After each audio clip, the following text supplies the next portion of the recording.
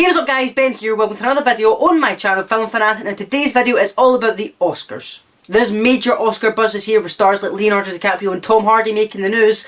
But who will win each award? That is what I'm going to talk today, and I'm going to give you my opinion on who deserves each award.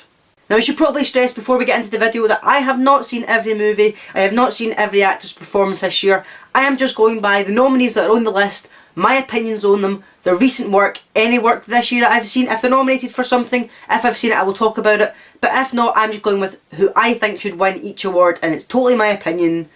So I'm sorry if you don't agree. I should also probably stress before we get into it, I am only doing the main awards of the year. So I'm doing Best Actor, Best Actress, Best Supporting Actor, Best Supporting Actress, Best Picture, blah blah blah blah blah. I am not going to be focusing on the smaller ones because we could be here all day.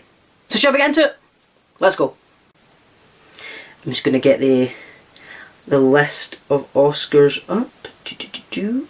Okay, so the nominees for Best Picture are The Big Short, Brooklyn, Bridge of Spies, Mad Max Fury Road, The Martian, The Revenant, and Room and The Spotlight. Now, from these nominees, the first one that jumps out is The Revenant. The Revenant has got so much buzz this year, mainly because of its stars Leonardo DiCaprio and Tom Hardy, but their performances have been outstanding. I have seen The Revenant and I can say it was thoroughly enjoyable. I absolutely loved it. And out of this list, that's the one that jumps out. Although I have to give props to Mad Max Fury Road as well. I have done a review on it. If you want to see it, I'll leave a link to it in the description. But I did a review of Mad Max and it was also fantastic. Don't get me wrong, I don't necessarily think it's going to win Best Picture. I can't see it.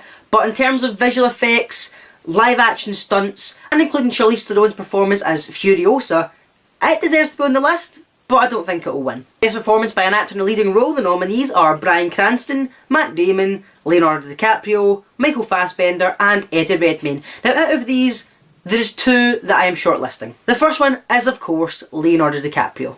Arguably his best performance ever in The Revenant. This guy had to endure freezing cold weather, living inside dead animals and eating, what was it, like a kidney or something, even though he's a vegetarian. This guy went above and beyond the Call of Duty for this performance and he was fantastic. And the other person is Eddie Redmayne. Obviously he was a winner last year for his performance as Stephen Hawking in The Theory of Everything, but this year for The Danish Girl, he really has stepped up another notch. Playing a man and a woman can be extremely difficult, but he makes a seamless change between the two and you really see the change in the character throughout the movie. So Eddie Redmayne deserves to be on the list. If I was going to give it to one person, along with everybody else, I'd have to give it to Leonardo DiCaprio. Best performance by an actress in a leading role, it is between Cate Blanchett, Brie Larson, Jennifer Lawrence, Charlotte Rampling and, oh my god, Saoirse Ronan. I apologise for butchering that name. One name jumps out of that list and that is Jennifer Lawrence. Nominated for her performance in Joy, this actress has won before, we've seen it, the infamous trip when she was going to collect it, but also she's a fan favourite. She is loved by her fans everywhere for being a realistic person and not going and getting lost in the fame of Hollywood. She stayed true to her roots and she speaks her mind, which is rare in Hollywood these days. Her performance as Joy wasn't, I'd say, her best performance, but it does show a whole new side to Jennifer Lawrence's acting talents and I'd say she deserves it. Best performance for an actor in a supporting role, the nominees are my favourite Christian Bale, there's Tom Hardy, Mark Ruffalo, Mark Rylance and Sylvester Stallone.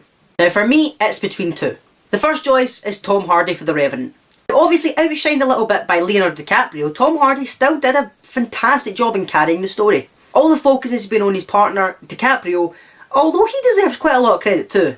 As much as Leonardo DiCaprio was fantastic in the movie, Tom Hardy does just as well. He may only be a secondary character in it, but he carries the story forward and he brings a little bit of spotlight away from DiCaprio for the first time ever. The second choice is Sylvester Stallone. This video is going out after my Creed review, so you will have seen my opinion on Sylvester Stallone in this movie, and honestly, he deserves this nomination. In Creed, a whole new Rocky for a whole new generation, Sylvester Stallone brings a whole new side to the character of Rocky Balboa that none of us have ever seen before. Now, the Rocky we all know and love is the hard-hitting, weird-talking Sylvester Stallone, but in this one, it's a whole different story. And my opinion on Rocky Balboa changed completely. His emotions come out in this, you see a whole new emotional side to him. There's so many good subplots. I'm not going to ruin it, but if you've seen the review anyway, you'll know. But this whole new subplots Sylvester Stallone brings in, and honestly, this is his best performance ever.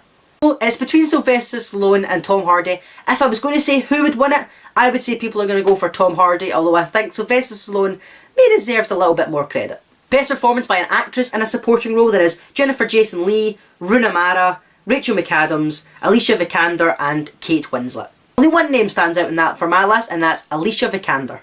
She was in The Danish Girl alongside Eddie Redmayne, who I mentioned earlier, and as much as, like Leonardo DiCaprio and Tom Hardy, all the focus has been on Eddie Redmayne for his performance. But honestly, this girl was impressive. Never seen her in anything before, so when I seen she was cast in such a high-end film, it was totally surprising and thrown off. I thought they went with somebody else. But I went to see it, I loved it, and she was fantastic. Next up, Best Achievement in Directing. Nominees are Adam McKay for The Big Short, George Miller for Mad Max Fury Road, Alejandro Gonzalez for The Revenant, Lenny Abrahamson for The Room, and Tom McCarthy for Spotlight. I'd have to give it to George Miller for Mad Max Fury Road. One main argument I'd give for this is, in Hollywood nowadays, you don't see the amount of practical effects used in movies as are in Mad Max Fury Road. Seriously, what this guy did was fantastic. Brought what, if you think about it from an outsider's perspective, is a boring story of a troop driving in the desert, slightly turning, and then a war goes on. It sounds a little bit boring when you say it like that, but what this guy did and how he worked it so well was fantastic. Some of the shots you see in the character development may not be fantastic, but what this guy has brought to Hollywood is something we haven't seen in years. So I would have to give it to George Miller. That's pretty much it for me today, guys. If you did enjoy, go ahead and hit the like button down below. It really does help my channel out. Go ahead and leave in the comment section if you agree or disagree with who I've chosen. If you disagree, please tell me why and who you would pick in the comment section. I love to hear your guys' suggestions. And don't forget to hit the big red subscribe button down below so you never ever miss another video on this channel. And I'll see you next time, guys. Take care.